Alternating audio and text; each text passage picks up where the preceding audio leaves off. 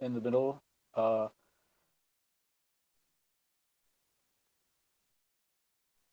Well, hello and welcome to Wasabi Research Club number, I don't know.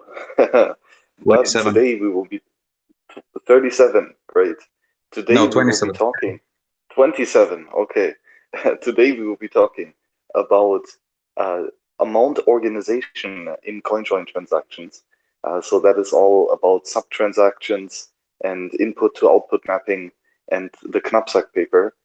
This goes all the way back to Wasabi Research Club number 1, where we covered the knapsack paper in detail.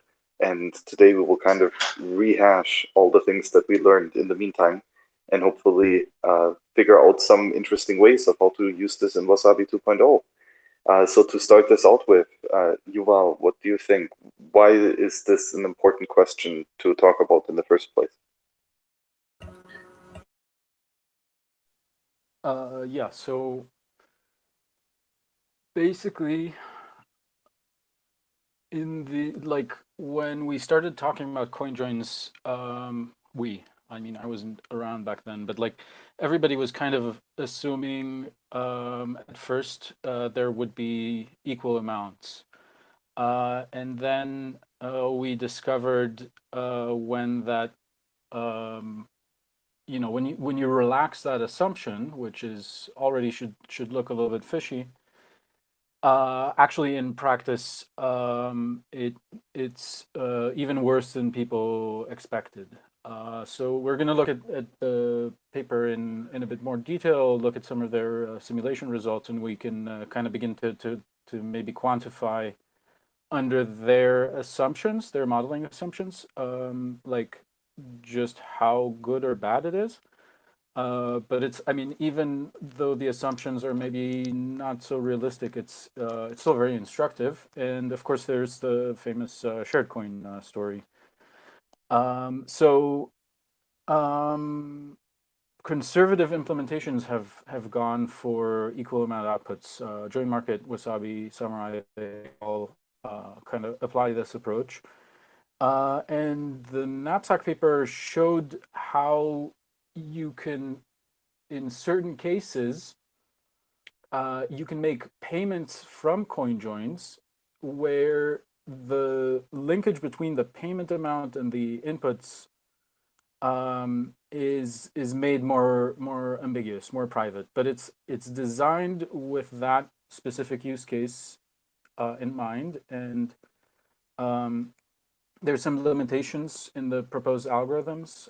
There's also issues with how it handles the change.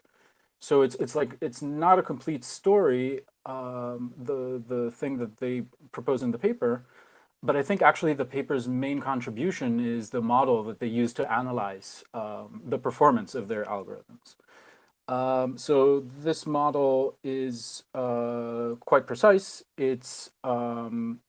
I think it describes the privacy problem in a very general and very powerful way. And it's general enough to take into account equal amounts or arbitrary amounts. And yeah, the goal for today is kind of establish a baseline for like how do you understand how do you analyze situations with this model, and how can we generalize it a little bit more so that it works like in a real setting with fees and stuff like that, which was not taken into account in the paper. That's basically the goal. Um, okay, I'm going to share my screen and hand it back to Max or Rafe. Which one of you wants to go? I think one thing to highlight is that in Wasabi, we kind of took the easy way of just using standard amount denominations. One of the reasons for that was because the Chaumian blind signature CoinJoin algorithm that at the cryptographic layer only provided privacy guarantees if all participants had standard denomination outputs. Right, so there was a limitation of standard denomination outputs already on the cryptographic layer. So we just stuck with that and only guarantee privacy for those standard denominations. But that, of course, leaves the problem of multiple denominations and change and all of that stuff.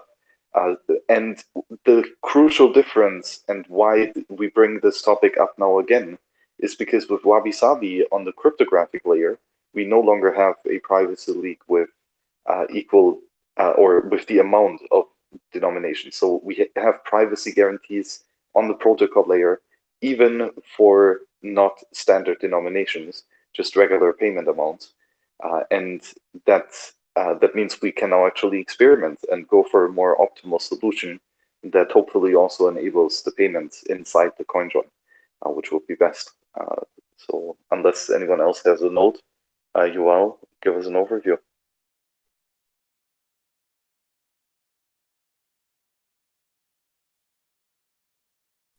Okay, so I guess I'll go. Um, um, okay, so I think I already gave most of the overview. Um, I guess one thing that's like the next logical step is to go through okay, what how much of Bitcoin do you need to understand to kind of follow through this conversation? So like Bitcoin is a very complicated system. There's the network layer, there's the cryptography, there's most of that we don't really need for today. We might mention it in passing, but we can kind of pretend that it's just a giant spreadsheet that magically works in the right way, and there's no consensus problem, and like there's no Bitcoin script. It's just like some magic. Like there's a an owner column in our spreadsheet, and based on the owner column, like that's the system somehow magically guarantees that only authorized transactions are allowed to be made. So I've made a small visual aid. Let me see if I can find the URL. Um, okay, so we can kind of imagine at Genesis time, like maybe this row didn't exist. There was just this one coin. So what is a coin for our purposes today? It's something that uh, comes into existence at a specific transaction, and we're just going to number those or whatever. We don't even care about transaction IDs. It's got an amount, um, and again, it's got some sort of owner field, which is just abstracting away all the details of Bitcoin script, and we also put down the transaction number in which it was spent. So the way mining works for our purposes is every several minutes, on average every 10 minutes or so, a new coin magically appears, and one of the miners appears in this column. And we kind of like this is pseudonymous here, right? Like we don't really know who did this. We can only presume. Okay, so looking at some of Bitcoin's real history, maybe I font is. Oh, there we go. I think that's a bit more reasonable. So I put in some of the first transactions from the actual Bitcoin blockchain. It's the Genesis block. This is like the first Coinbase transaction. And this is transaction number 9, which famously was used, Hal Finney described in a Bitcoin talk post, how he was the recipient of the first transaction. Um, Here, I think. So we can kind of use this as a way to like really understand what are the implications of the way that the blockchain is structured by looking at this in terms of the coins. So if transaction number 9 here created a coin, and later we see that transaction number 171, which we know based on the forum post, um, like 10 of which went to Hal and 40 of which went to Satoshi, or we presume it went to Satoshi. This is also how we know that this coin belonged to Satoshi. And just to be clear, what the colors denote here, it's just the groupings of the outputs of an individual transaction. So it's the same color coding as here. Um, so we can look at the how things continue, right? If we look at Satoshi's output or Satoshi's presumed output, this is a transaction that was confirmed in block 181, and it has another 10 Bitcoin output and a 30 Bitcoin output. Now here we already we don't really know what was going on. We can no longer interpret these numbers in as clear a way. But obviously, as we start filling in more and more information about this column and start making connections between these columns, I hope it's self-evident even to somebody who doesn't really understand how Bitcoin works on a technical level, that there's a sort of paper trail being recorded. Okay, so yeah, I think that more or less covers it. So yeah, that's our model for today. And yeah, I think at this point I want to ask Rafe or Max to kind of take over and blitz us through the next sections, and because I'm I don't want to just take over and speak into the void.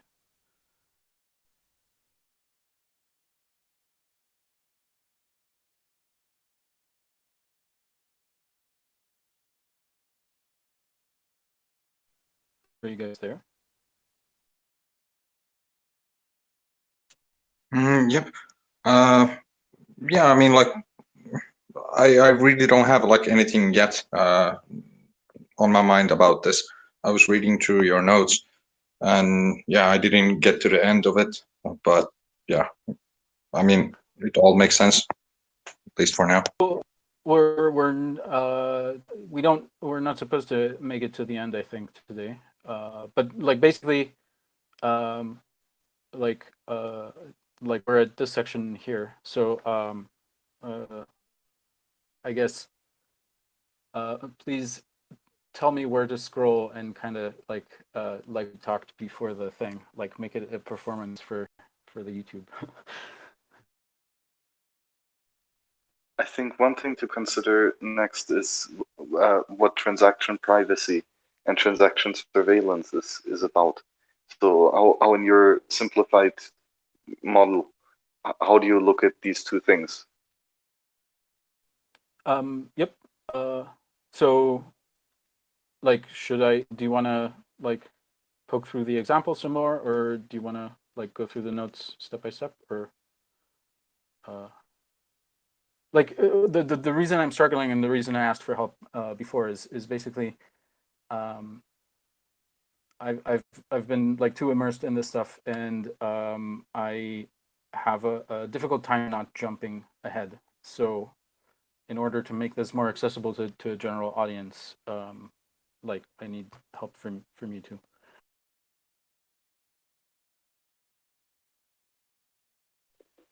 So let's take, for example, just the consolidation of multiple coins in a transaction. How does that look in your model? Okay, so we can just invent an example here. Let's just copy, or we can do this on this certificate. Yes. Okay, so how apt. So let's say Satoshi did something else, and the first thing was, I don't know, mine another coin. So that would look something like this, I guess. And for now, this would also be unspent. Um, Sorry, this is bugging me. Oh, they all are. So now Satoshi has two coins. So transaction 3 might be consolidating them into a single one. And in the same operation, the number 3 would be indicated here, and these rows would be marked unspendable. So I don't know, we can cross them out or something. So that would be a consolidation. Okay, so here on the spreadsheet, right, if you want to generate a coin, you write on the left side the number of the funding transaction and the amount of the output of that transaction into the owner is. And then when you want to make a spending transaction, you choose which currently unspent coin is suitable. So you do that by checking unspent in the D column and then writing the number of transaction there, which is in our case 3, and that denotes the inputs of this transaction. While then in column B and row 5, the amount is 100. So that's the output amount of this transaction. It's the sum of the two inputs consolidated, 50 plus 50. Yes. And if we want to do the opposite, suppose now 75 needs to be sent somewhere, right? Or maybe we can just show what would have happened if Satoshi would have needed to spend 75. So there would be another output of transaction 3 here for the remainder. Remainder. I cannot spell.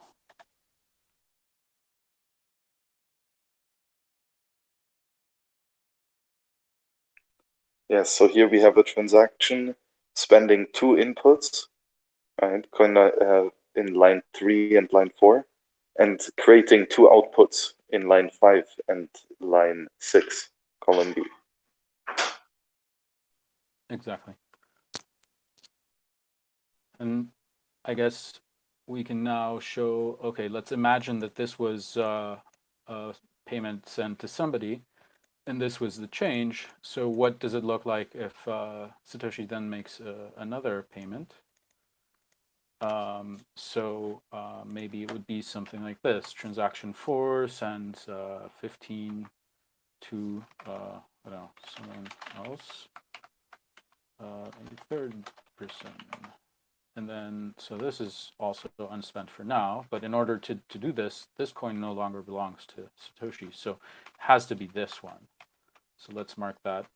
And then this also has a change output. And like, as we can see, there's, it's not directly obvious that this payment and this payment can be linked somehow.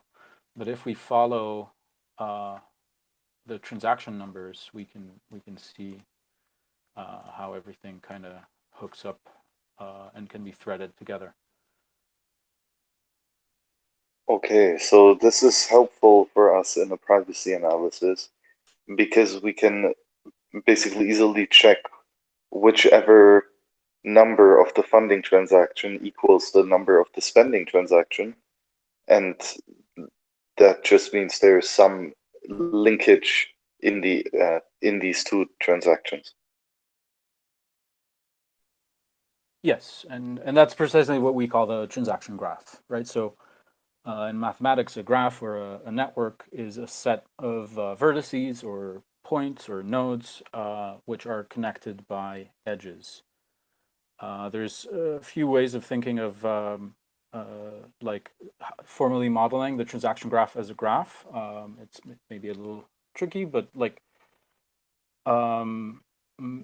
maybe the simplest way is you can think of coins, individual outputs, as nodes on the graph, and they connect with edges to different nodes that are transaction nodes that they kind of bind together stuff, and then new coin nodes come out of transaction nodes. So like that's called a bipartite graph. And I think that's the first way in which the Bitcoin graph was, the Bitcoin transaction graph was kind of visualized in the very first papers.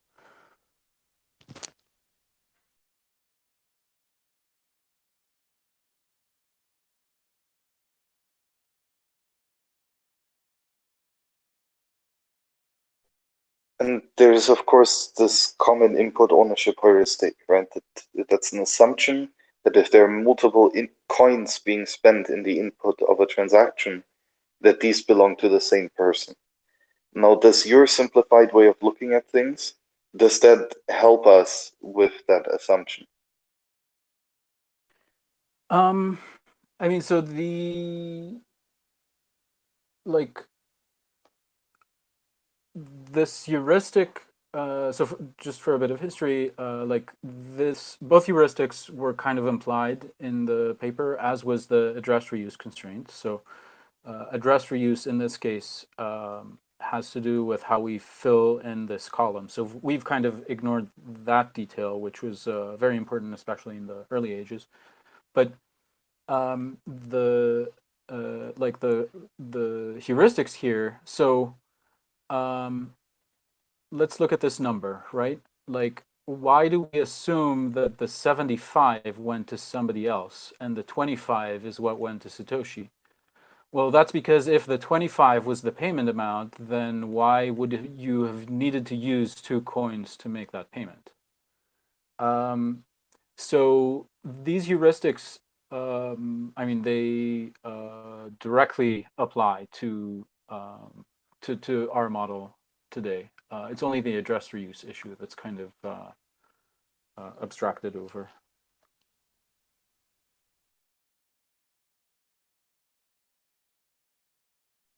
Okay, and so then where do joins come into play? Um, okay, so do you want to have a crack at explaining, or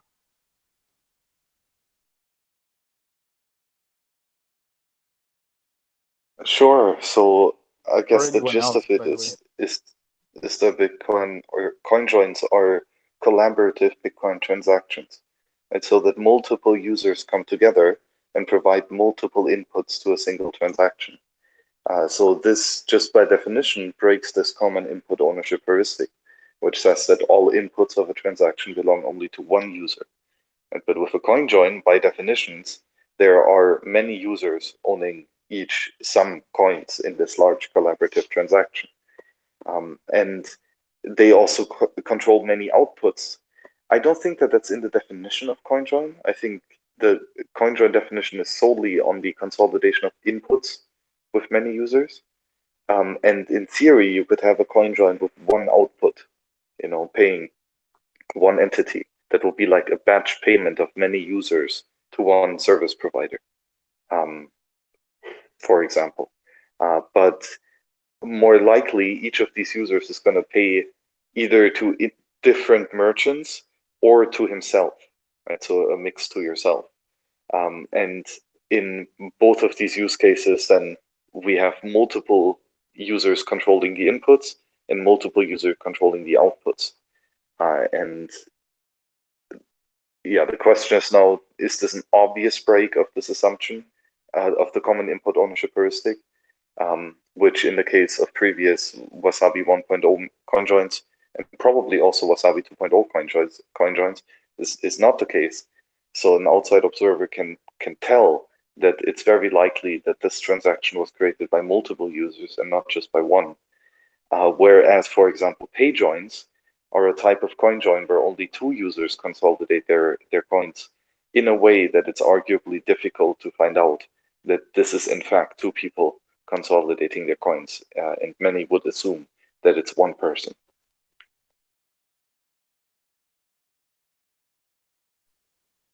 I think those were excellent points. Anybody else have anything to add? Um,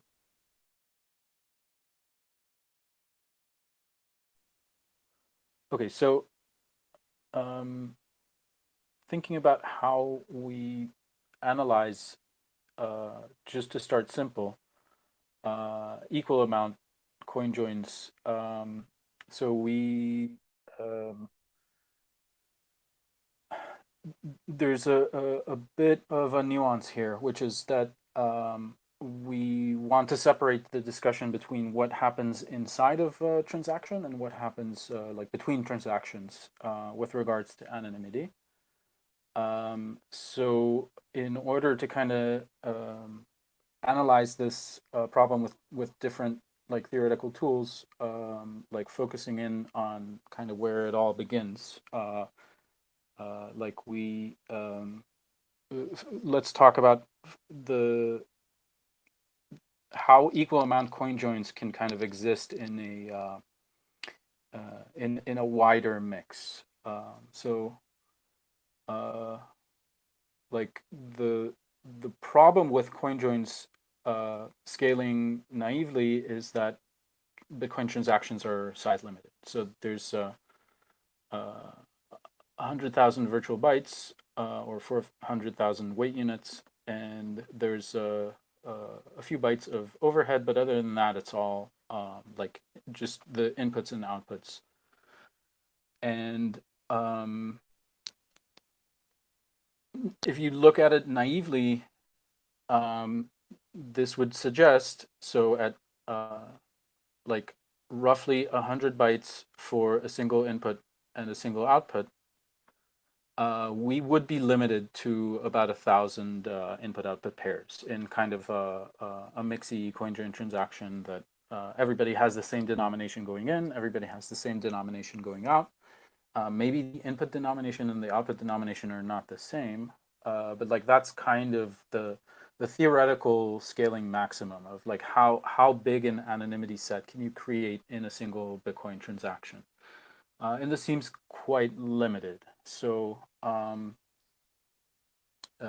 yeah, anybody want to like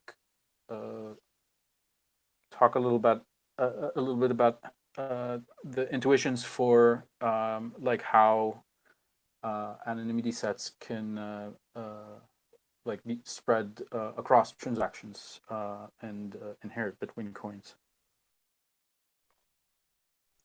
I mean, just in a simple way, like, yeah, you have a limited set of anonymity that you can gain from one transaction, but whenever you can like connect these different, for example, like coin join transactions, you might be able to get much more anonymity for your coins because of the like, yeah, interoperability of these different rounds.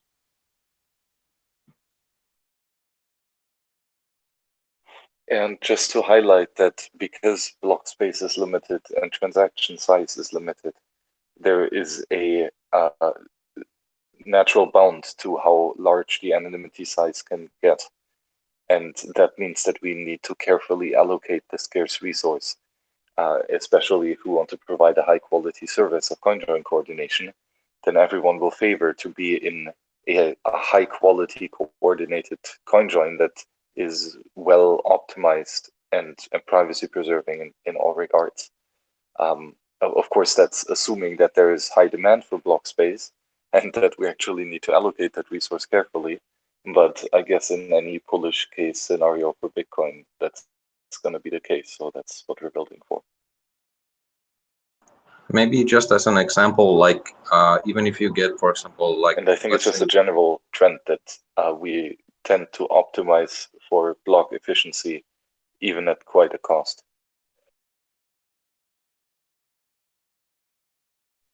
Yeah, and like if, for example, you have only like 100 participants in a coin join round, yeah, you have like anonymity set 100 if they all have like an equal output denomination. But if, for example, 50 of them goes on and mix in another round with 50 new different participants, the original ones who like 50 who didn't mix, they also will benefit for the other 50 who did remix. So it kind of like connects these two rounds, and like it just multiplies the anonymity set whenever you can like connect these different rounds. Yes, and in the ideal case, instead of 50 users going into one round and 50 users going into another round, which would be a very slow growth rate, ideally every user would go into a separate round if they're going to remix. That would be the quickest way in which this kind of additive sorry, multiplicative effect.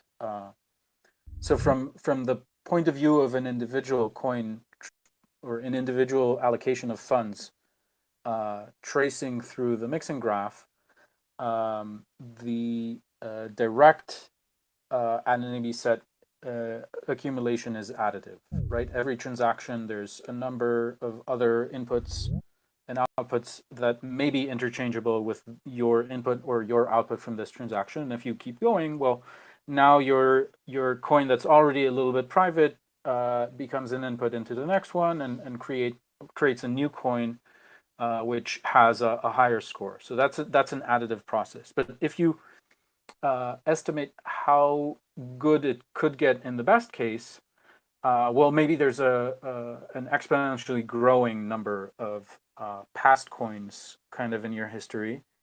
And like Rafe said, an exponentially growing and unbounded number of coins possibly in your future history, in like a potential future history, like a history that is not actually true, something that some other user did, but which you have plausible deniability right now. It could have been your coin that went into that mix, and therefore, for all anybody knows, you could be still mixing until this day, kind of. And I think Greg Maxwell already described in the Bitcoin Talk post kind of what's the optimal structure for this. So this comes from like network theory, communications stuff. So if we have like in kind of the base case, just this 4-user transaction, 4 inputs going in, 4 outputs going out, and we compare it with this graph of 4 2 input, 2 output transactions.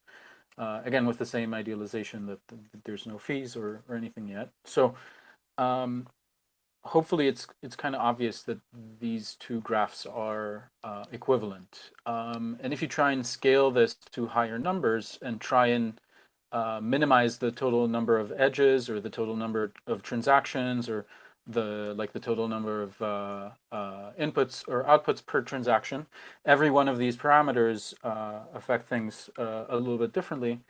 And in general, like this is, oh, wait, I'm in dark mode, so this is going to be ugly.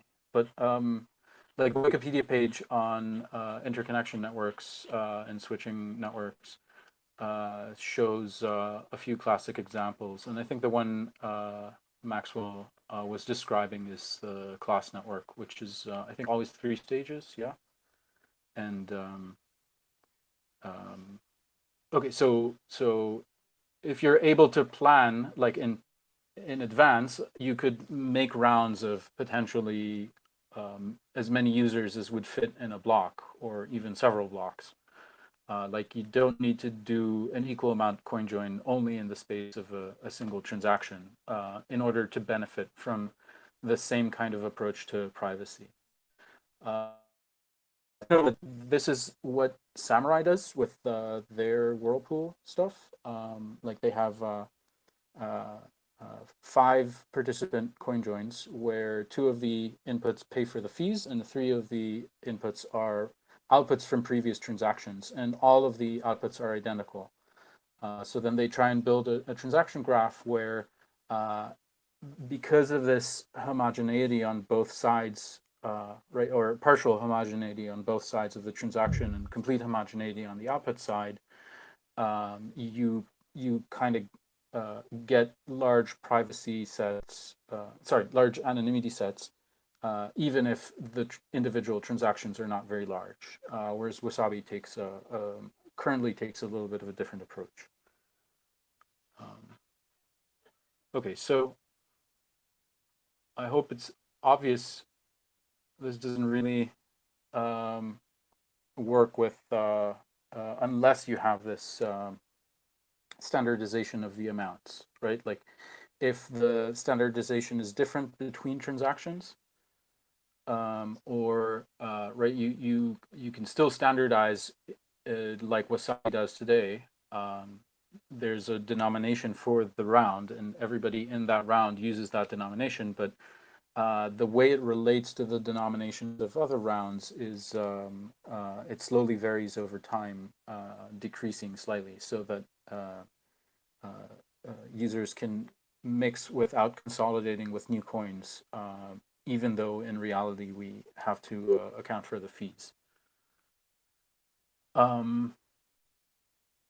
Okay, so yeah, anybody want to talk about like how does this break down when we start dealing with arbitrary amounts?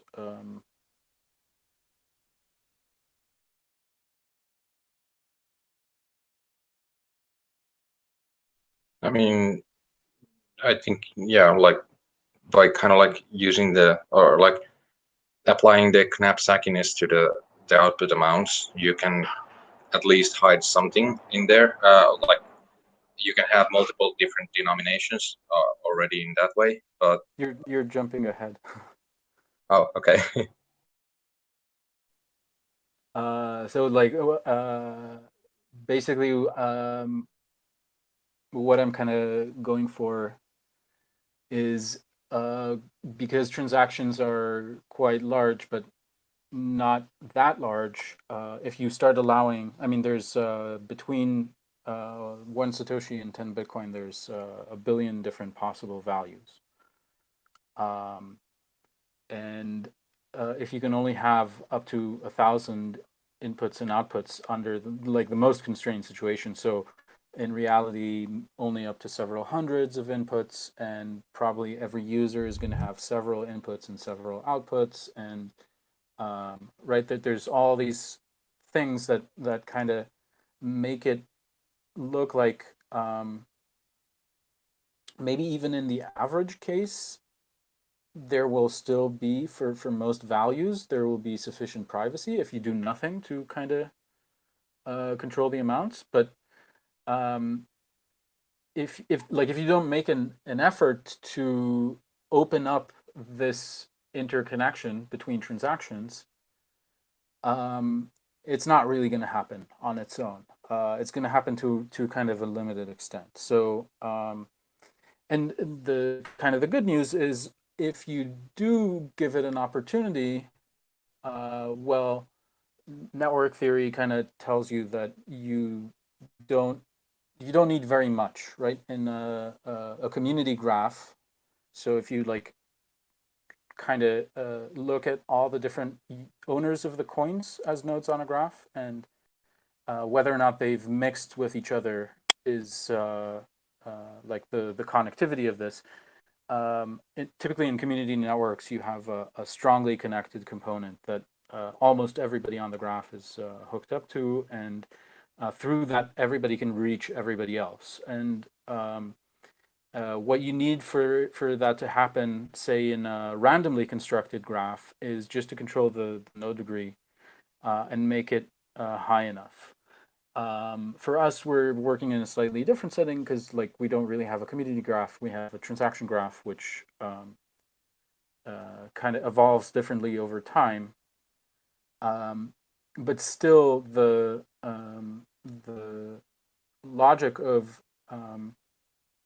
if you make sure that there's an opportunity, and at least some of the time, you kind of build in a structure that's kind of like this, then even if it's only two inputs in and two inputs out, but you have this like ever expanding, right? If two standard denomination inputs for each transaction are coming in from a Coinjoin, and two are going into a Coinjoin, maybe there's more, maybe there's additional denominations, or even just one and one, right? As long as there's at least one other identical coin that maybe doesn't come from a Coinjoin and another that maybe doesn't go to a Coinjoin, but one of them did, if this connectivity is happening just enough, there's a kind of transition point. where now you go from anonymity sets that scale with the size of the transaction or with the size of a coin's history, right? Your mixing depth, and you get anonymity sets that scale with the like the overall size of the mixed graph in both directions. I think I overdid the technical, so anyway, let's move on from this. But it's very interesting, and I guess one question that I have is, where's the trade-off from having many small coin joins to having one larger coin join? Like, is there some point where, or how do you even measure that trade-off? So maybe I'm kind of skipping ahead here, but the condition that I'm describing here, this is only for a single denomination, and so I think the kind of the best scale for transactions is to have them as small as possible for reliability and UX reasons, so long as we are actually able to accomplish this with a high enough degree, right? So for the reasonable range of values, the reasonably popular denominations, hopefully we have at least several equal amount outputs, at least one of which goes into another Coinjoin transaction. And better yet, we have some inputs as well. And if every denomination satisfies this, then we basically have unrestricted growth of the anonymity sets of every denomination separately. But because the denominations correspond with each other as like preferred value series or powers of a certain base, they naturally will lend themselves to the construction of arbitrary amounts, even with a small number of representative equal amounts. So this further means that the chance that an arbitrary amount input or an arbitrary amount output would be interchangeable with one of the these representatives of the equal groups, that would be sufficiently high that we can actually have robust anonymity for arbitrary values as well, directly in the transaction. This would mean that we could do safe batch payments and stuff like that. How you actually, yeah, I mean, again, I'm kind of jumping ahead. So like here below, we're supposed to like address exactly how it arises due to the subtransaction model. Does that like clear things up? Like it's about how these two parts of the transactions relate to each other that kind of determines what is the right scale. So arguably for equal amount coin joins, if you can ensure that homogeneity, the correct size is 2. And then you always have like chains of pairwise transactions. Maybe at that point the like the n-lock time inversion overhead kind of becomes a bit more wasteful. But in principle, the smaller the transaction, the fewer people it involves, the higher the reliability and the better the UX. You could still, even in the case of just 2 users, as long as the mix depth is more than 1 on average, like you should still have a strongly connected component where the anonymity set is unbounded. Unfortunately, that can't really work because of fees, but Samurai has made it work for 5 users.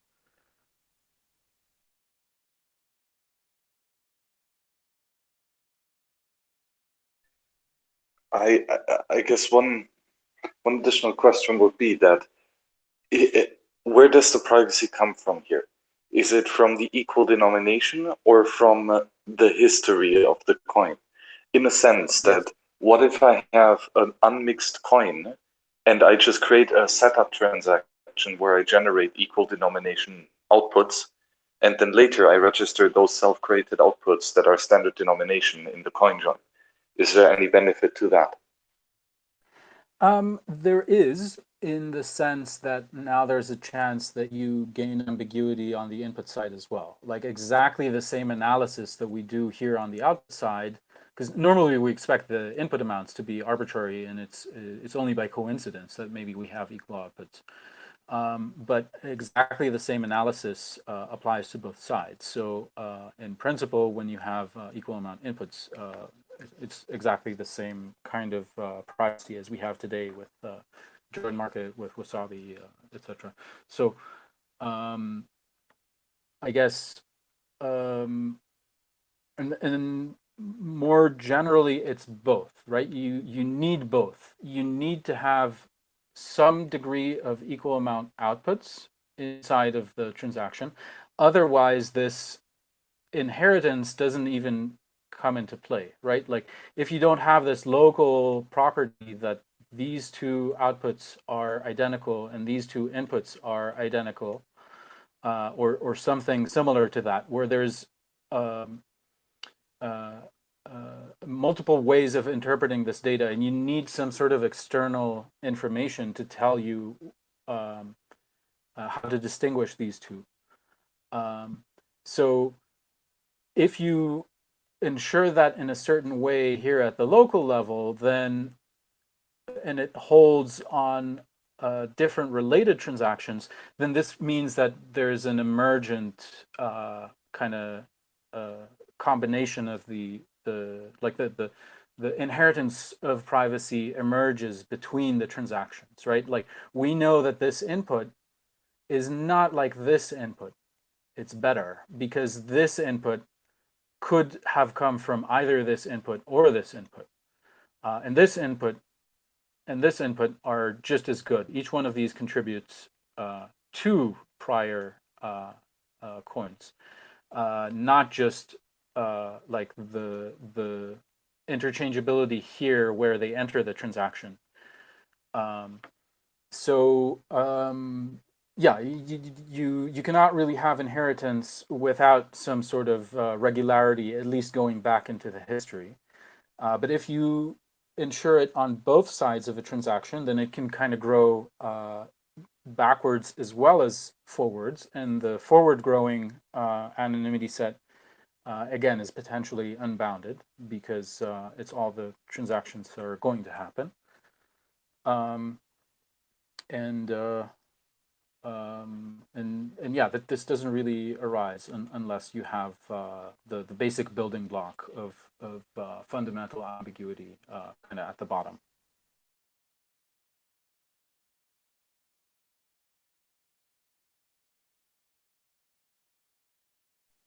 Okay, I think we've. So how do we move this to the multi-sub-transaction model, so with multiple denominations and such?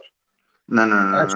I mean, this is a later step, right? Like, this is a much later step what we were talking about. I mean, okay, so just to summarize the conversation, where remixes are important and maybe the older the remix UTXO is, the better the connectivity of the graph is.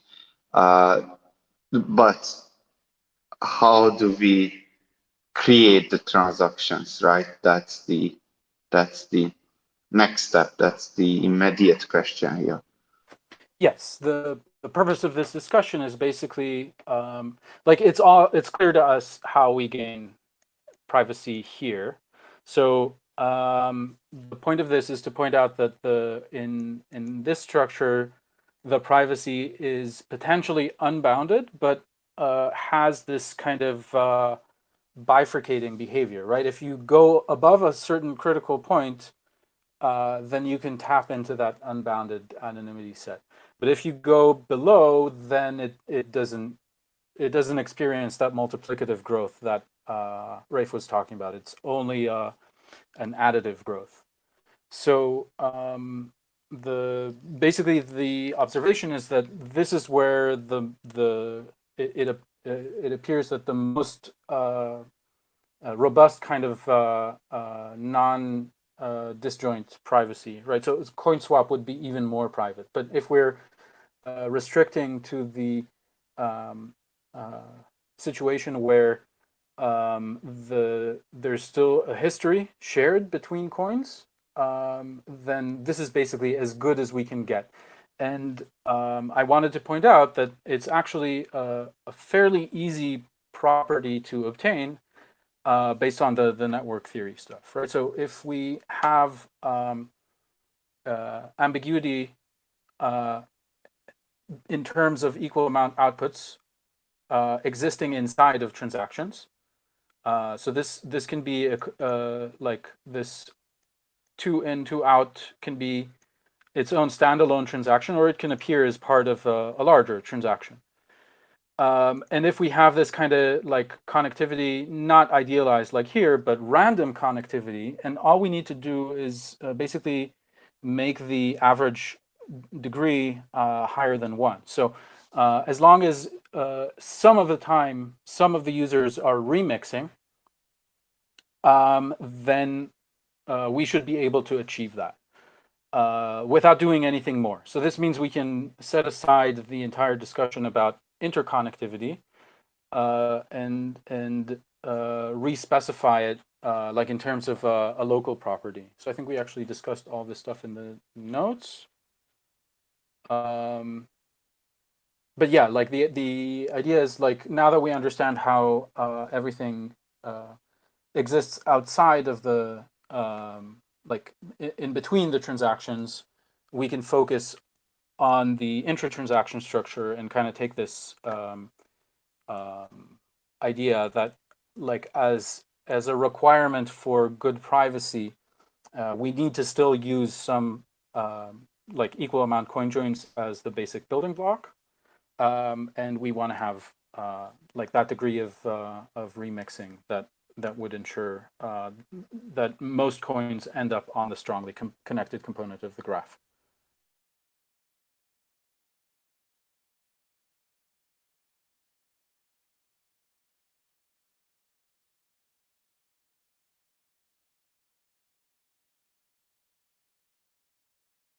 Okay, so how?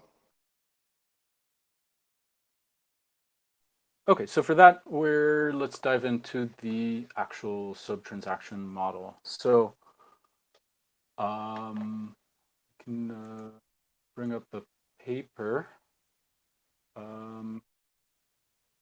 Or no, it's not time for that yet. So I guess let's blitz through some of these basic definitions for mainly for completeness. So we're interested here in sets and multisets, and we don't need the general definition for our purposes. We can just think of sets as numbers, not like a general mathematical thing. So it's just an unordered collection of numbers or of individual coins, which we can identify with numbers, right? So we can, like, if we want to talk about a set of coins, we can just give them a numbering and then say, like, this is a list of coins. And when we say a set or a multiset, it should be clear that this is different from a list, because a list inherently has order in it, whereas a set does not. And the difference between a set and a multiset is that sets can only contain or not contain an element. Either something is a member or is not.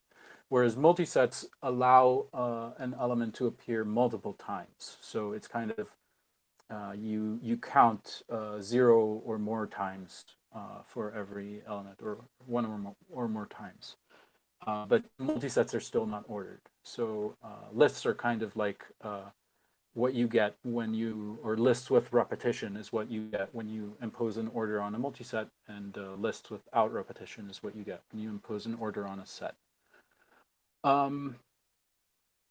Okay, so also just to keep things kind of like, it might get confusing, like sometimes we care about individual coins being unique, right? Like this is coin number 43 or something, and it's different than coin number 47, which is just after it in the blockchain or something. At other times, we want to talk about coins as if they are only the number amount. So this is why we need both sets and multisets, right? Generally, we're going to be thinking about sets of unique coins or multisets of amounts that correspond to each other. So this is just to hopefully keep those cleared up.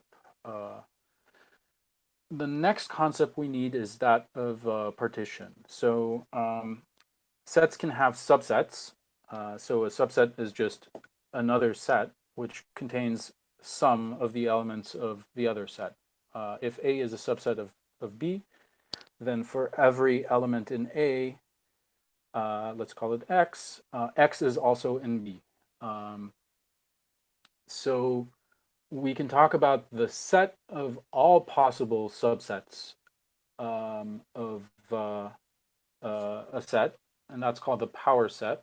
And we can also talk about kind of slicing a set into what are called disjoint subsets. So these are subsets that don't share any elements, right? So in the power set, there is some overlap, right? Like if we have the set 1, 2, 3, then the set 2, 3 and the set 1, 2, those are both subsets of 1, 2, 3.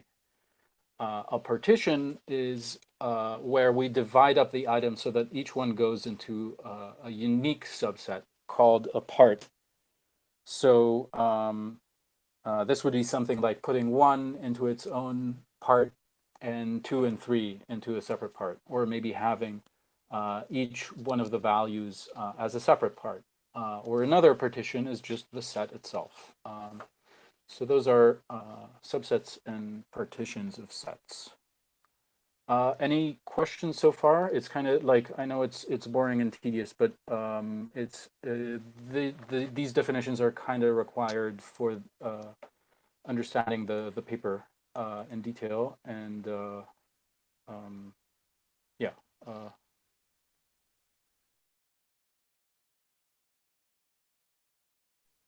Okay, so moving on, what are subtransactions? So let me quickly switch to share. Actually, I think I'll open it in another tab. That way.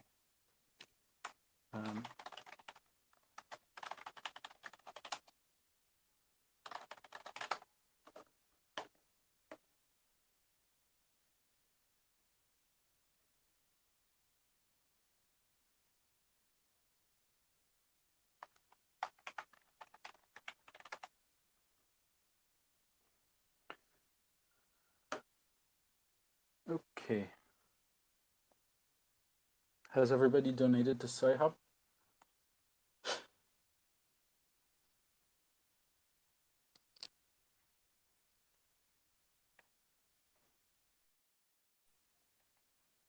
Okay, so what is a subtransaction? So I think they define this in section 4. Let's read through this a little bit carefully. So a Coinjoin transaction T is I, O, and V. So the inputs are I, outputs are O, and there's a function assigning values, right? So these are unique coins, and they're representing with this V function a mapping from coins to their amount. So that's kind of like a funny way of saying that this is a unique. It's a set of like unique coins, but we also keep the kind of the multi-set view available inside of this function. Okay, so there's a condition here. So as I say, as we do not consider fees, the sum value of all input coins must be equal to the sum value of all output coins. So for every coin in the transaction, we look at the value, we add those all up together, and they're saying that this has to be equal. We know that that's not the case because it's no longer possible to broadcast transactions with 0 fees, like Hal and Satoshi's transaction that we saw earlier. And we also know that this is not how the real world Coinjoin services actually work. All 3 of them utilize fees, mining fees and coordinator fees. So, or maker fees in join markets case. So like this is, yeah, just bear that in mind. We're gonna have to like generalize this. So a Coinjoin transaction consists of sub-transactions, each consisting of inputs and outputs, right? So we identify by K the unique part, and then we have a subset of the inputs and a subset of the outputs, which we associate with this.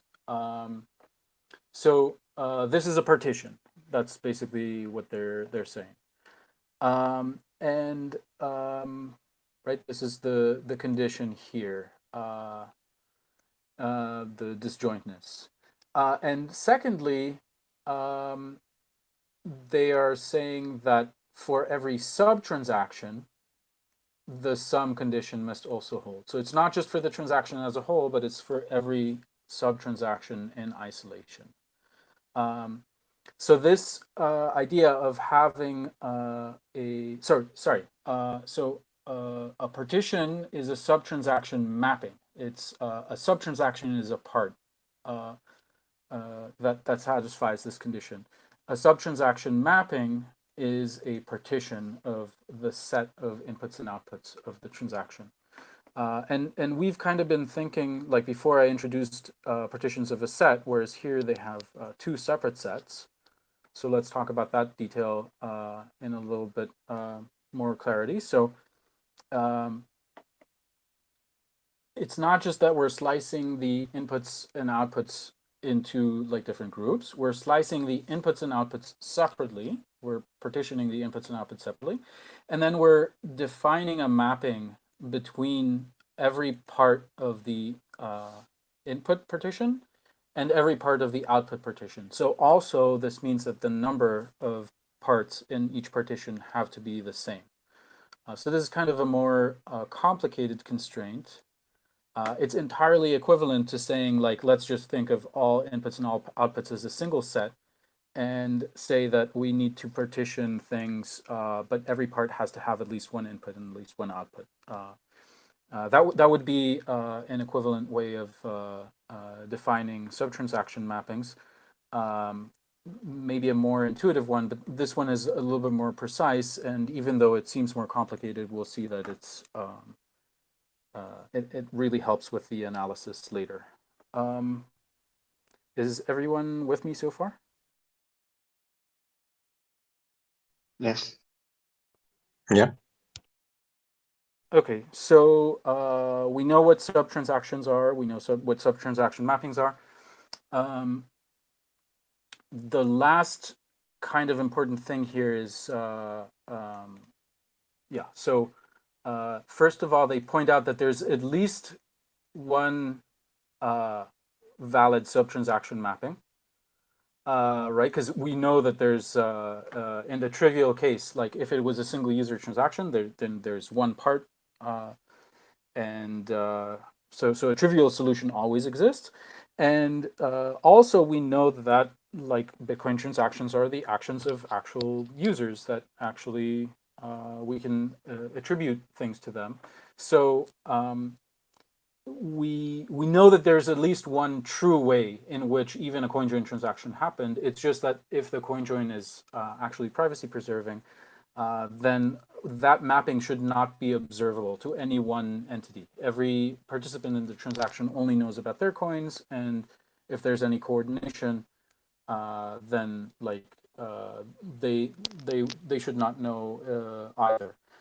In join market, it's a little bit different because in that case, the taker is also coordinating the transaction, and the taker is the one buying the privacy. So even though one entity does know the full mapping, that doesn't violate the privacy assumptions because it's the consumer of the service in that case. Okay, so each Coinjoin transaction has at least one valid mapping, but maybe it has more, right? Like maybe we can, like let's find one of the diagrams. So this is two ways of kind of interpreting a transaction with 4 inputs and 4 outputs. This is, mind you, a trivial way. of looking at it, but like what they're saying is like, here's one way of slicing up the transaction. Here's a partition on the inputs. Here's a partition on the outputs. And the sum of these two parts of the input and output set correspond, and the same is true for this. So we can define a correspondence between the parts, and therefore this is a valid subtransaction mapping. The sums all add up, and here's another one, right? The condition also holds because this is the trivial mapping, so it also holds in this case. So the first distinction to make is that this this trivial mapping is what they're calling a derived mapping of the first one. So the way that you can derive a mapping from a non-derived mapping, it's like, think of it going bottom up as you kind of merge different pieces, right? Let's say you have a mapping and then you blur this boundary and combine these two parts and you get this as a result, then intuitively you should see that this is not actually adding any additional interpretation, right? Like, this is just saying maybe the user who appears to have done this and the user who appears to have done this, maybe they're the same user, but there's no additional privacy benefit from having this additional mapping in the transaction. So basically, we should only count the non-derived mappings. And the non-derived mappings are the ones that you cannot break down any further, that are kind of like elementary. So if we count only the non-derived ones, right, we can imagine that we enumerate every possible. So we have a set.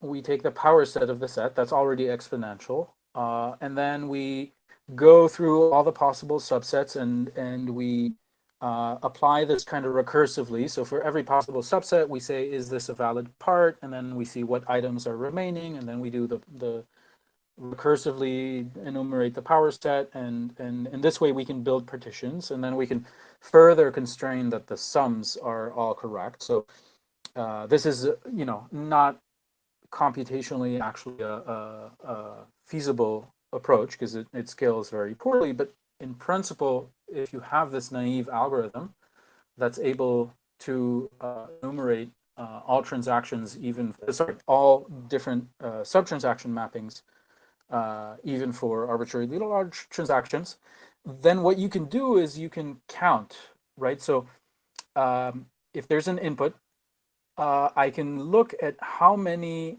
non-derived subtransaction mappings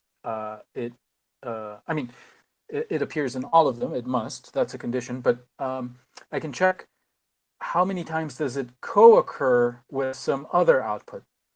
And this also generalizes for input and output links, and output links, which gives us this funny little poop joke. So inputs and outputs, or inputs and inputs, are linked based on how often they co-occur in subtransactions, right? So let's go back to the diagram, and this is the only way to kind of interpret this transaction. That's how they've set up the sums.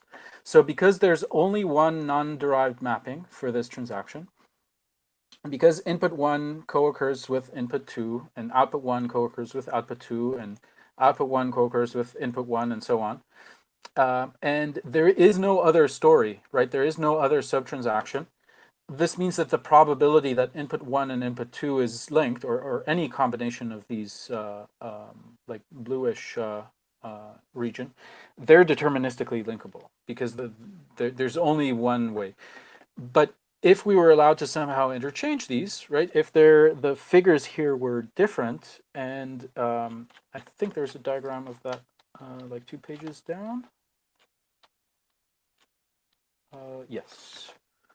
Okay, so here we have one non-derived mapping and another non-derived mapping for the same values.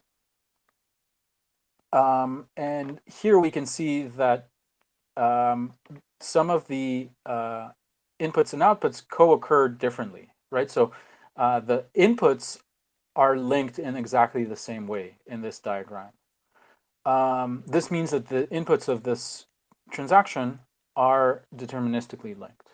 Whereas the outputs, like sometimes they are assigned different subtransactions, and sometimes they're assigned the same, right? So for output 3.1 and output 3.2 here,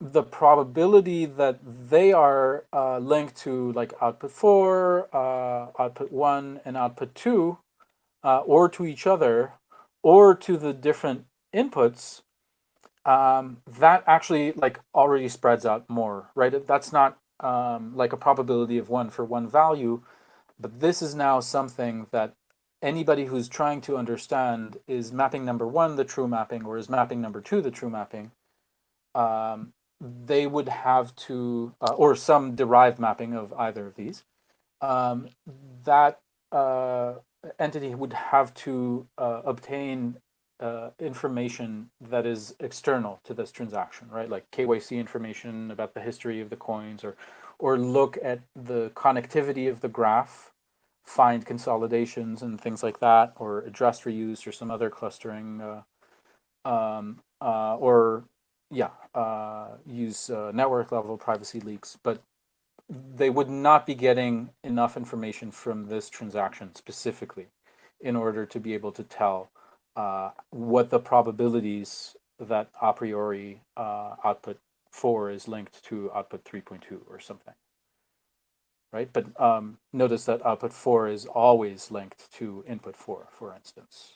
Oh, no, sorry, they interchange here. But okay, never mind. You get it. Okay, so right, that's okay. So this is the subtransaction model. I think that's pretty exhaustive. We've talked about counterfactual ones. I think the next item on the agenda is like the results from the simulations that they had here. So let me just consult my notes.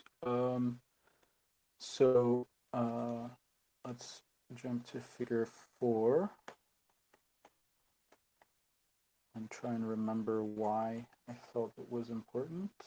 Oh, right, this is about the simulations. So one important thing that to mention is the way they model this.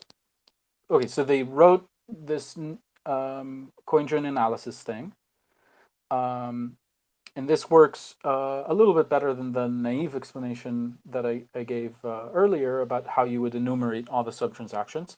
It still scales exponentially. So they were only able to actually like evaluate the results for fairly small simulated transactions, but it's still very instructive. And an important thing to kind of pay attention to is that they looked at the blockchain as a whole and plotted a distribution of like all the different values that actually appear. So this is like a cumulative distribution. I think this value must be like 0.01 or something, like, or 0.1. There like is another jump here and another jump here at 1 BTC. So it's slightly biased towards round numbers, but overall it's like the log scale. Sorry, the x-axis is logarithmic, and the y-axis is a cumulative distribution. So we can kind of see that this is a sort of logistic curve, right?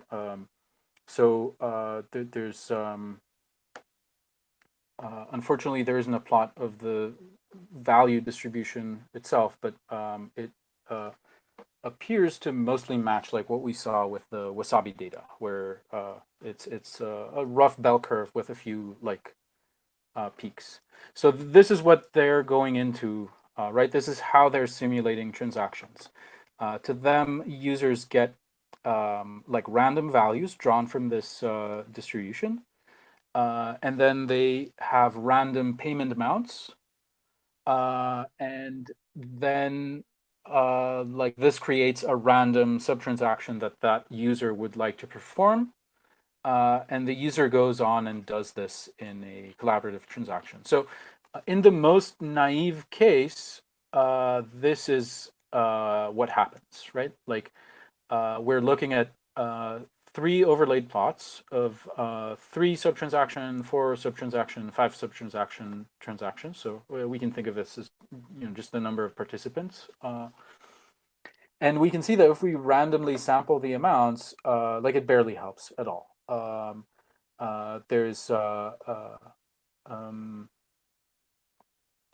like the for a 4 participant coin join, 2 of the coins manage to get some ambiguity, right? Because there's 2 non-derived subtransactions, and other than that, like not much is going on. Most of the coins are actually deterministically linkable based on this result.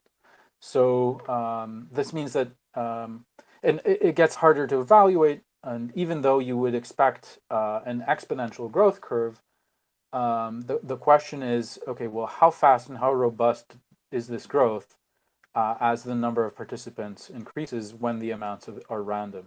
And like already at 5 users, ideally we should be able to do better than this. So this is, yeah, fairly strong motivation. Okay, so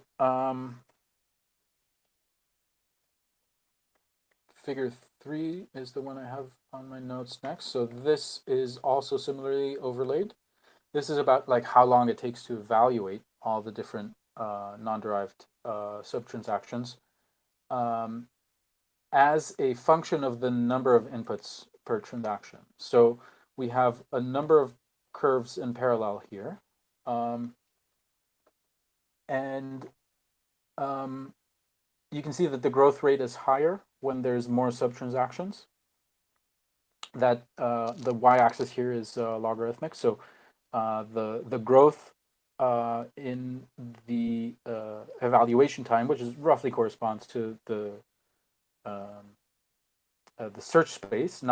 It's not the same value as here, right? Like this is how big of a space do we have to search in order to find this result? But like you can clearly see that this is an exponential growth because it's or even more than exponential because it's slightly above a straight line on a y log graph. Okay, so figure 5 is also interesting.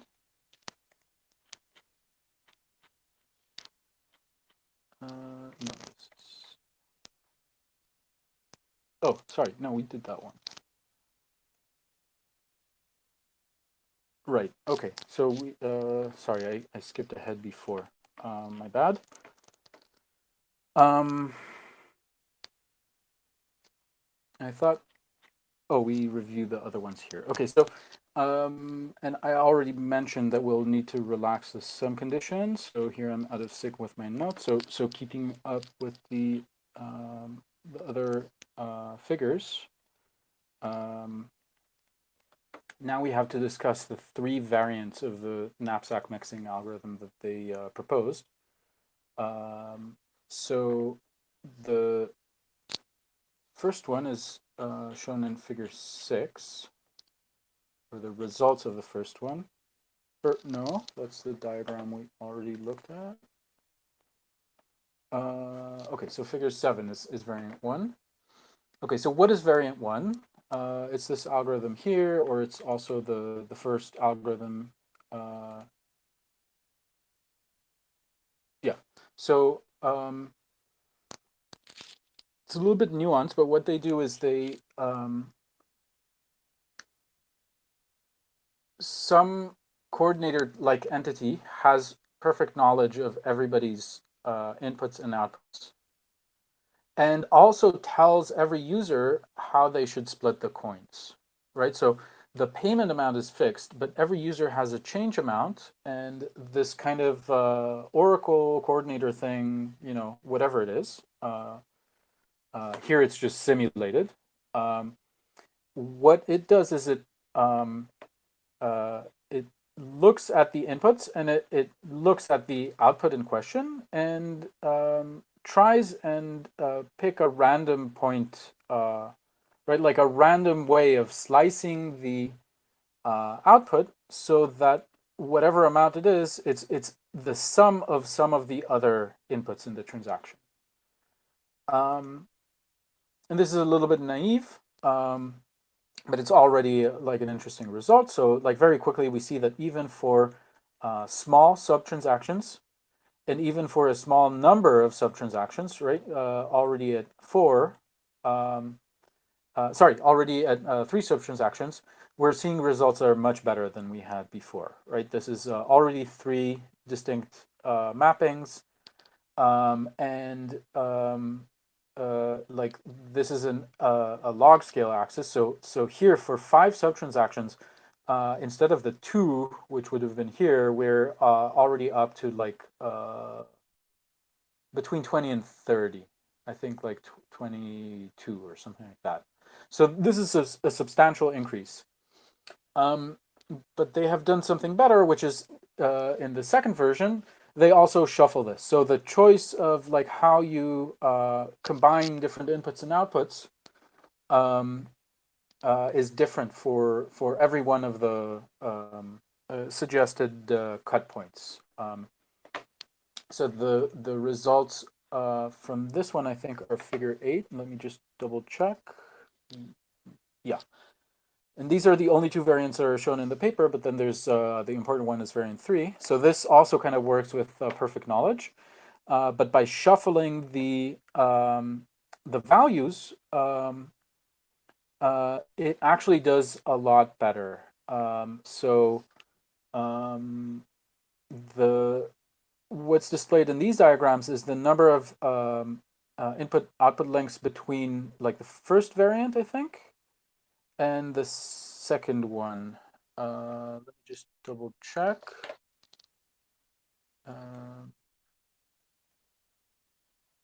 Sorry, it's somewhere in the paper itself.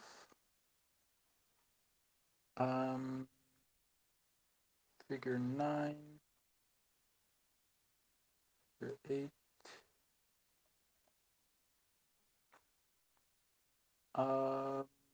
I'm blacking out. Sorry, I don't remember. I'm pretty sure that this is the second variant. But the important thing here is that looking at from the point of view of individual inputs and outputs is what we care about much more, right? This graph shows the number of non-derived mappings, but and that's a nice property for a transaction as a whole, but we're or at least I'm much more interested in this purple line here, which is showing how many the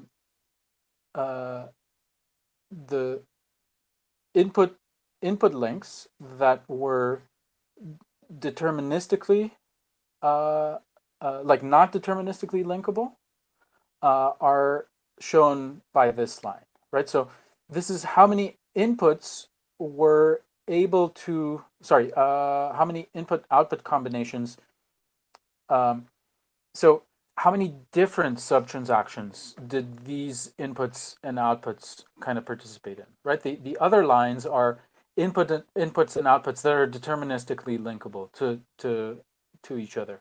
So these lines we want to go down, as we see that they go down here. And this line we want to go up, so that ideally none of the inputs are deterministically linkable and none of the outputs are deterministically linkable. If I'm not mistaken, even though I kind of lost my place in the diagrams, the results are not as good for like unless you do that shuffling. And it's also noteworthy that Felix mentioned in the first research club that the variant 3 produced even better results, even though they're not reported in the same way. So what is this variant 3? This one is a lot closer to the situation that we have, which is every user decides independently what they're going to do, and they look at the other user's input amounts and they shuffle them independently of each other, and basically do the same thing that the second variant does, except in a way that we don't need multi-party computations or some trusted third party in order to actually build a transaction. The difference is nothing has perfect knowledge of the desired output amounts. Only the individual users have knowledge of their own amounts. But again, if we take Felix's word, this is this works quite well in the same simulation setting. So what are my concerns about this? I think this is a very good start, but yeah, anybody want to like point out the problems with what they're proposing? And yeah.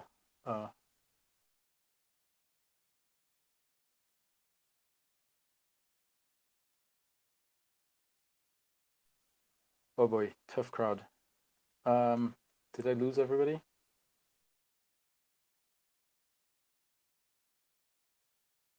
I'm here. Okay. Okay, so the issues that I see, I guess I'll try and speed this up a bit. So first of all, this is really designed for the payment use case. And it's not really clear how to use it for different use cases. The second issue that I see is that this is not robust. The privacy of individual amounts kind of depends on what the other users do. So they only analyzed the degree of ambiguity coming from the non-derived subtransactions, and they kind of ignore the interconnectivity side of privacy here. And although the paper kind of implies an kind of an exponentially improving security, I think this is a bit of a misleading like way of looking at it. Not to fault the paper, I don't think it actually makes the claim, but it's an interpretation that seems to be kind of coming up repeatedly, which is that the computational difficulty of doing this is prohibitive. That's not actually the case, because in multiple types of special cases, you can actually do much better than this naive enumeration of subtransactions. And because as other users are potentially hurting their privacy, their contribution to the transaction also gets discounted, and that results in an exponentially fast decrease in the ambiguity. So okay, so I think finally we have a complete sort of understanding of the model that they proposed. We've talked about their algorithm, and now maybe this is the most important thing I have to discuss today. So this is this idea of symmetry between subtransactions. So what I mean by symmetry here is like in a mathematical sense, the idea that like there's some invariant that's preserved. So yeah, so let's look at the simplest kind of symmetry. So we already saw in the paper that there's like this way of making two different mappings for some hypothetical transaction. So let's ask, okay, well, what does it take to transform between mapping number 1 and number 2? We can see that there's the number of parts is kind of the same in both of these. There's 2 and 2. We also see that the inputs are the same across both, but what happens is that we exchange some of the outputs. And we already saw in the equal amount case sort of trivial example of that, right? Like if there were equal amount outputs here, well, we could trivially substitute between them. for equal amounts, there's it scales with the number of permutations. Just yeah, kind of an interesting bit of trivia. But for unequal outputs, we need to do something a little bit more clever, which what they've done here is they've exchanged these groups, right? So output like 19 and 14 together, and 31 and 8 and wait, sorry. What are the actual sums here? So going by the inputs, 33 and 64. Right. So what they're doing is they're exchanging multiple outputs for multiple inputs and rearranging this side entirely. And that's a much more complicated transformation. So this is like a second kind of symmetry between sub-transactions. So how does this one arise? Well, the equal amount one is obvious, but this one arises when the numbers are like related to each other. And in a nutshell, what they're proposing in this paper is if you randomly sample the other user's inputs or outputs, you can construct values on the output side that will lend themselves to at least being interchangeable with those amounts that you've selected previously. So if you just do this by construction, once you randomly sample, you construct your value, you don't make any attempt to optimize, just by doing that, you've already built, like you've shown that at least one symmetry exists in this transaction. So that's the second kind, right? It's when we exchange more complicated things. Oh, I forgot another trivial substitution, which is between parts themselves, right? So the if the parts were the same size, then we could also exchange those, and that's kind of the same thing as the individual equivalent inputs or outputs.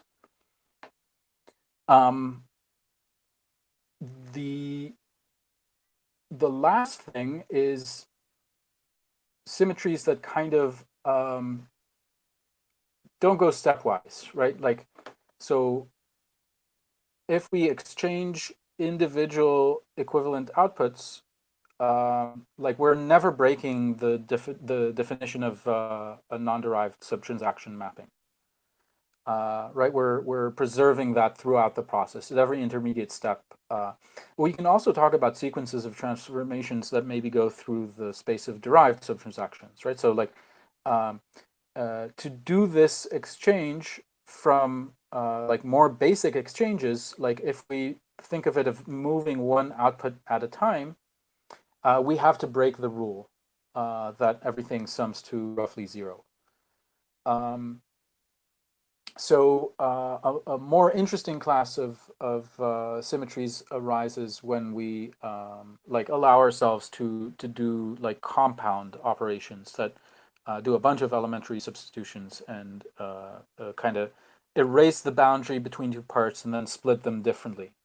Because when we do that, then we can sometimes create subtransactions that are not possible to derive by transforming using only like exchanges between equal valued parts, right? We would be allowing ourselves to change the sums of the parts themselves.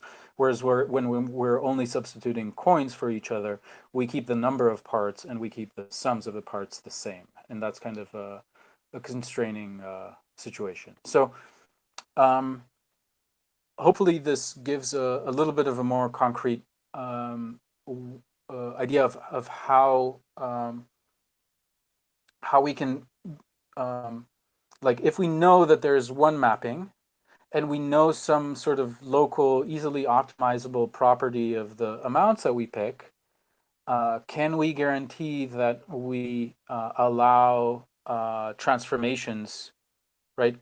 Can we exploit this symmetry structure and make it very easy to find transformations that imply the existence of a related mapping. Instead of going, the top-down route of exhaustively enumerating the search space, if we go from the bottom up, we start with what I know about my part of the true subtransaction mapping, and how do I adjust that so that I know I'm helping to create a subtransaction mapping which has a lot of symmetries, a lot of ways of transforming it in a very trivial, composable, stepwise way into different mappings. And yeah, I think that's about as much as like as deep as I want to go into this, except perhaps to mention the one thing, which is that if we want to evaluate this, there's something curious about all of these symmetries, which is that the the density, like how easy it is to find these for a random transaction, that's basically something that can be estimated by how difficult subset sum is on random subsets of a certain scale. So, like if you see that the subset sum problem, which very briefly is you have a set of numbers or a multiset of numbers, and you want to find a subset of that sums to some target value, or in the optimization framing, that is as close as possible to the target value. So if you take random sets, let's say of size 5 or of size 20 from a transaction, and you kind of see, is subset sum difficult on this random set? At some point, you find a sort of phase transition. If it occurs, it will occur at some scale, right? Like it takes maybe 20 coins of standard denominations until, on average, you find that you're in the dense class of subset sum problems, which means that there are many solutions for the set, and we can kind of guarantee that by using standard denominations, as we've spoken about before, but right, like by picking these standard values so that they are distributed exponentially with respect to the same base, what we can do is increase the economy of how difficult is it to make subset sum difficult. We need fewer values overall in the set if they all relate to each other in this way.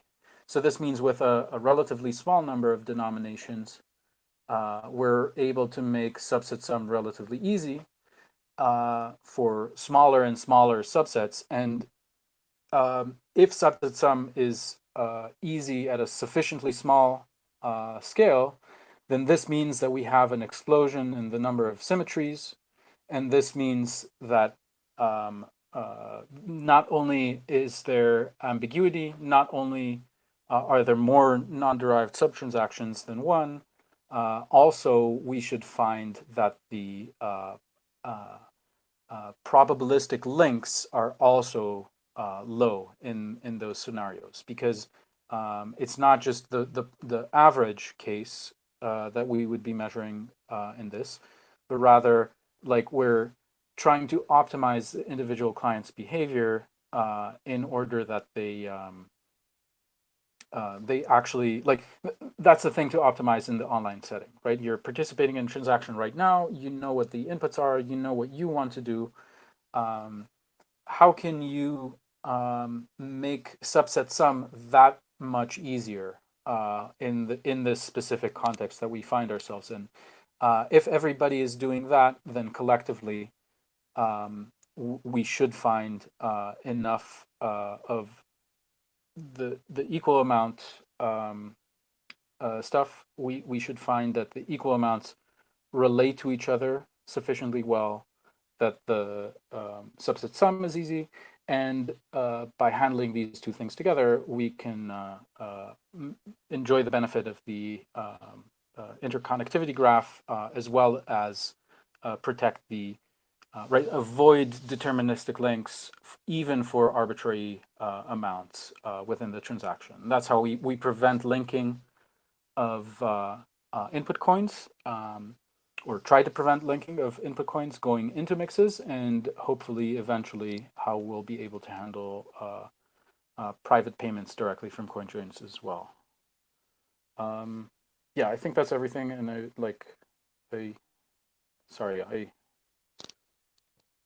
the exact thing I was trying not to do by reeling Rafe and Max into this kind of sort of happened. But I mean, we knew it was coming, right? I mean, yeah, I think you explained it pretty well. So is this basically a proof that what we were trying with our simulations is correct even for subset sums, not only for equal amounts? I wouldn't say a proof, but an argument. But yes, that's a basic intuition. It's like if we do this approach, and there's still stuff to discuss about. Okay, how do we increase the chances that's the whole optimization problem? But basically, yeah, this is a logical defense of the approach of using standard denominations. Trying to account both for the inter-transaction privacy and for privacy for arbitrary amounts, and trying to address some of the issues that the knapsack approach I think still has, which is that it's a little bit brittle, right? Like ideally, you should not just rely on one combination of random coins of some other specific user only to protect your payment amount. Right, you should try and maximize the ambiguity across all of your output amounts and with respect to all of the other users, not just one random thing. But I mean, that's just because the code in the knapsack paper makes no attempt at optimization, right? It's just a simple simulation. So I think that's the bottom line. It's like what is the approach that we've been gravitating towards for a while? Like, why do we think it makes sense? Why do we think this will result in sufficient privacy, or at least why I think that? So I might be going forward too much, but let's assume our latest multi-denomination simulation and algorithm is good enough. And I think that's a fair assumption for let's say 50 or 100 inputs. But we can also see that when we go down to, let's say, 5 to 10 inputs, then we're not ending up with equal amounts too much. So what should be the approach to fixing that? Would it be to switch to a different algorithm, or you think you can optimize that enough, like the main algorithm, so even those cases are covered where like very few inputs Yeah. are in the transaction? What we can do is by the first thing to do on top of the knapsack approach, like how do we translate their simple approach into an optimization approach? Well, instead of only randomizing once, we randomize many times and choose between the random solutions. And then we need some way of evaluating these. But in transactions with a small number of users, if everybody is doing that, then the likelihood that they will pick amounts that are more compatible with each other and still manage to obtain some privacy can become higher than if you just do this randomly. even though block space efficiency would be slightly reduced in that case. So yes, this is like by optimizing, I think we can also take care of this kind of hopefully an edge case where we have very small transactions, but also obtain more block space efficiency overall for the same level of privacy, which means like everybody should kind of benefit, even in the large transactions as well, if we do this on top of just the simple randomizing approach.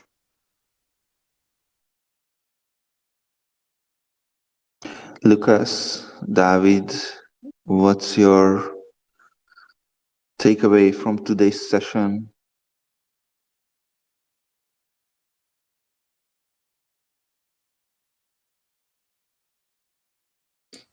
For me, Yeah. this is the first time that I was going through this in details.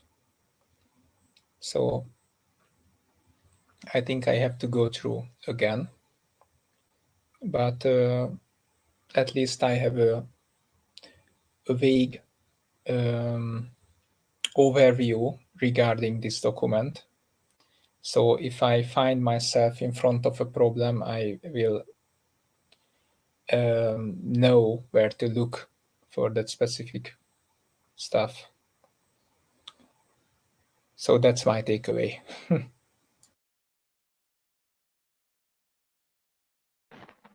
Yes, mine is more or less the same. Basically, something that we have been trying to discuss, but it was not the correct time, is when to start mixing and when to stop mixing, and make that or put that decision in a fitness function or a cost function that has to, well, have all this in mind.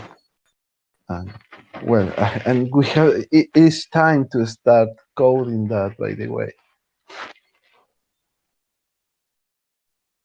Yes, I've actually started. I mean, the general approach is all like the Jupyter notebook codes at least some of this in the Python, but so the general approach is demonstrated to be workable and produces better privacy results than we saw for just the randomized stuff. But yeah, what isn't done yet is kind of like the interesting stuff that we can perhaps do later about how to. So equal amount privacy, that's a trivial symmetry to detect. We can do like the knapsack approach of just constructing some symmetries. But if we want to be like really proper about it, like we can apply at a later point, like we can literally add a term for the density of the subset sum problem. And I've been looking at some research papers that do this, and there's some really interesting stuff. So like after mainnet, hopefully we can do this even better, and this should have a nice sort of positive sum effect where everybody would still be paying the same amount for the same block space with the same number of users. Like, so all things held constant, the overall privacy and the degree of the interconnectivity and the robustness of interconnectivity, all of that would be improved by such an additional term. But anyway, that's not for today or even for the next few weeks or months.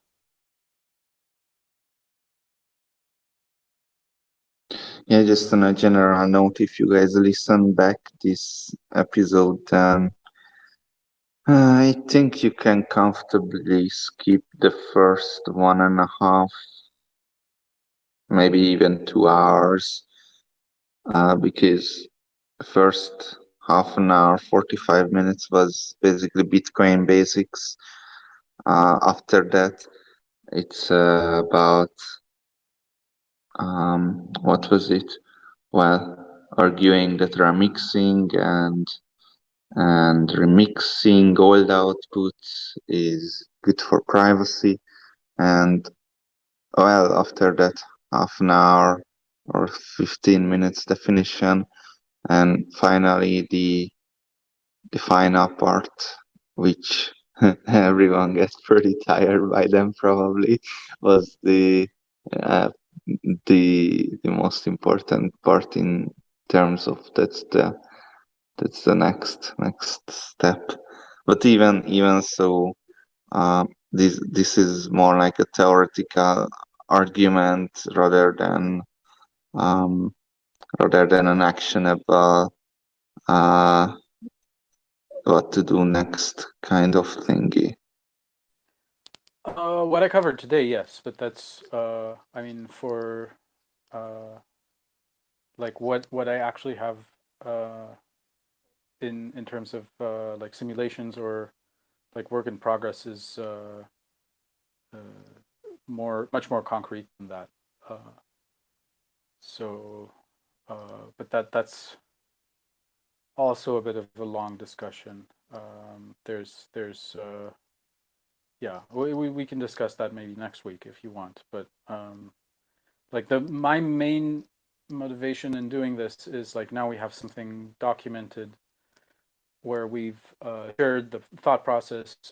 We've covered some of the stuff that was lost in the missing part of the knapsack call, and I think we've also hopefully given people kind of a complete account for the model in one place, right? Like if you want to understand how we've been approaching the like making the claim that Wasabi 2.0 is going to be private, like this is like you can find all of the information that we've used, or at least the start points. They're all referenced from here in a kind of self-contained way. So. And I think that's a great ending of the live streaming. So I suppose I'm going to close this, and well, just to summarize, this session was about making a claim why Wasabi 2.2 should be sufficiently private, or even probably much more than sufficiently private in my opinion. But all right, so thank you everyone for joining, and have a good night. Bye bye.